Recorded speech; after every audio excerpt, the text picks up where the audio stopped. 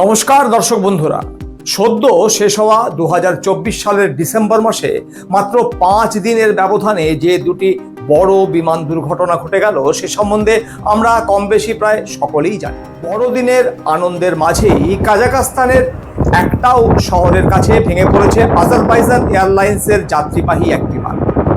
তাতে থাকা 67 জন আরোহীর মধ্যে 38 জনেরই মৃত্যু হয়েছে। কিভাবে বেঁচে গেলেন বাকি 29 জন?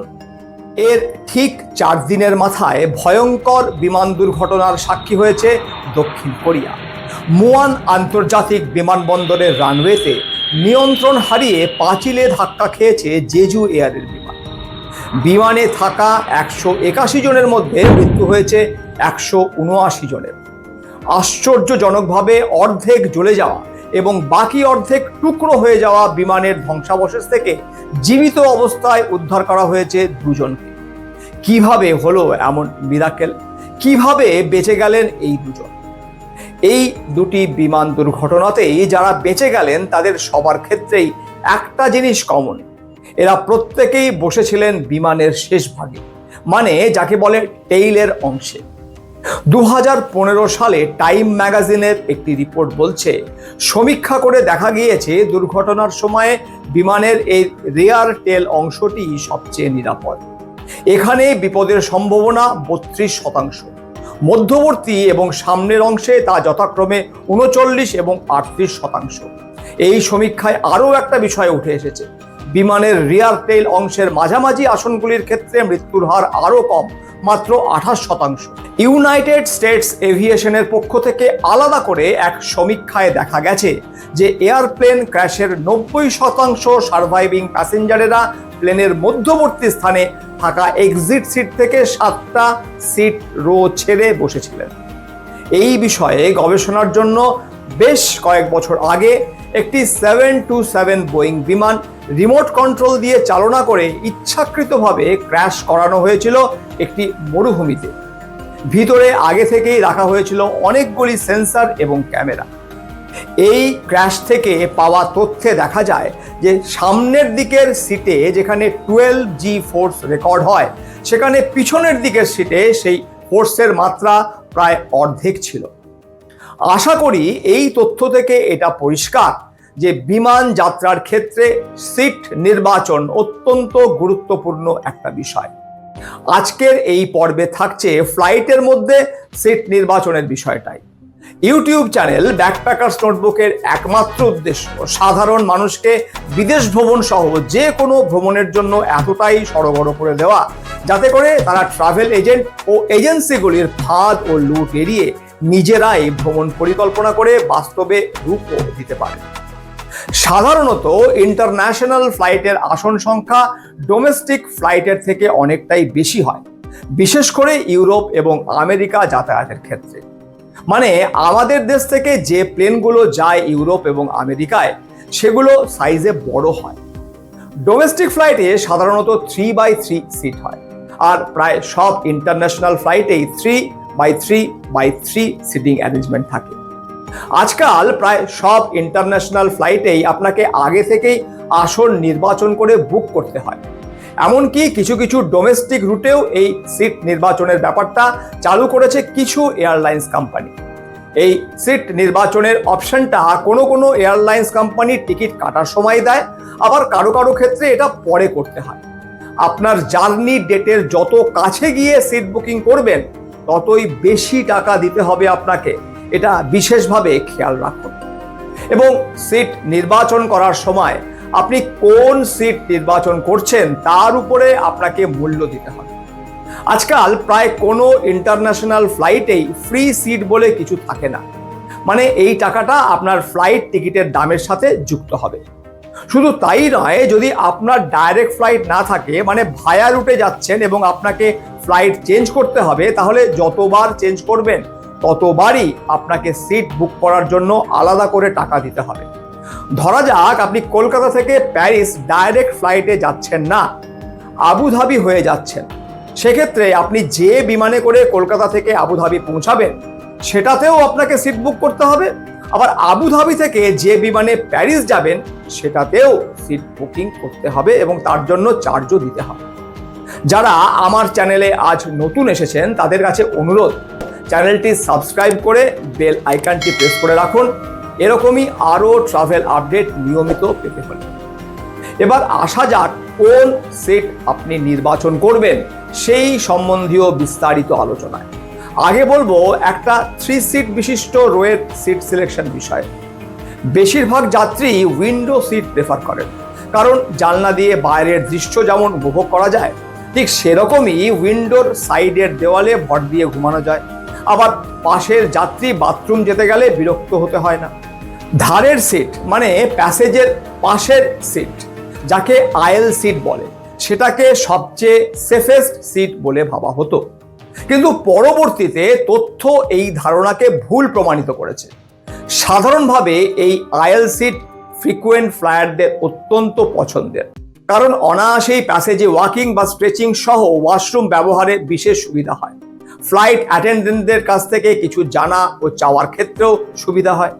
প্লেন থেকে নামার সময় কিউতে অনায়াসেই জায়গা পাওয়া যায়। কিন্তু এই সিটের মেইন ড্রব্যাক আপনাকে উঠে দাঁড়িয়ে বা নিজেকে নিজের স্থানে সংকুচিত হয়ে মাঝের ও উইন্ডো সিটের সহযাত্রীকে বের হওয়ার জায়গা দিতে হবে, এবং ফ্লাইট অ্যাটেন্ডেন্ট খাবার বা জল আপনার উপর দিয়েই দেবে মাঝের ও উইন্ডো সিটের যাত্রীকে। এবার আসা যাক মিডল সিটের বিষয়ে। কেউই প্রায় মিডল সিট নিতে চান না, কিন্তু ইন্টারন্যাশনাল ফ্লাইটের ক্ষেত্রে এই সিটগুলির প্রাইস থাকে অপেক্ষাকৃত কম। এছাড়াও এই সিটে বসা মানে আপনি দুই দিকের আর্ম রেস্ট যেমন ব্যবহার করতে পারবেন, আবার বাইরে বের হওয়া বা উইন্ডো দিয়ে বাইরের সৌন্দর্য দেখার ক্ষেত্রে আপনার বিশেষ অসুবিধে হবে না। সবটা জানার পরে আপনি কোন সিট নির্বাচন করতে চাইবেন সেটা কমেন্ট বক্সে লিখে জানাতে ভুলবেন না। এটা তো গেল একটা রোয়ের 3টি সিটের প্রস অ্যান্ড কোন সম্বন্ধীয় আলোচনা। এবার আসা যাক প্লেনের কোন অংশে সিট নেওয়াটা যুক্তিপূর্ণ। ভিডিওর একদম শুরুতেই আমি তথ্য সহ দেখিয়েছি যে প্লেনের টেলের দিকে বসা অপেক্ষাকৃত বেশি সেফ, কিন্তু সেটা শুধুমাত্র বিমান যদি দুর্ঘটনায় পড়ে তবেই। আর হ্যাঁ, সেই বেশি সেফটা কতটা বেশি সেফ সেটা নির্ভর করবে কি ধরনের দুর্ঘটনা ঘটছে তার উপরে। তাই দুর্ঘটনা ঘটলে বেঁচে যাওয়ার সম্ভাবনা বেশি। শুধুমাত্র এই লজিকে টেলের দিকের সিট নির্বাচন করা কতটা যুক্তিযুক্ত সেটা আপনাকেই ভাবতে হবে। তবে হ্যাঁ, ফুললি বুকড না থাকলে ফ্লাইটের পিছন দিকে যাত্রী সংখ্যা কম থাকে, মানে আপনি আপনার পাশের সিটটা খালিও পেয়ে যেতে পারেন। প্লেনের পিছন দিকে ঠান্ডা অপেক্ষাকৃত কম থাকে, তাই লম্বা ডিউরেশনের ফ্লাইটে টানা ঠান্ডা আবহাওয়ায় থাকা যদি আপনার অসুবিধা হয় তাহলে রিয়ার দিকের সিট নির্বাচন করতে পারেন। সাধারণভাবে টেলের দিকের সিট সিলেকশন জনিত যে রেট সেটা অপেক্ষাকৃত কম থাকে।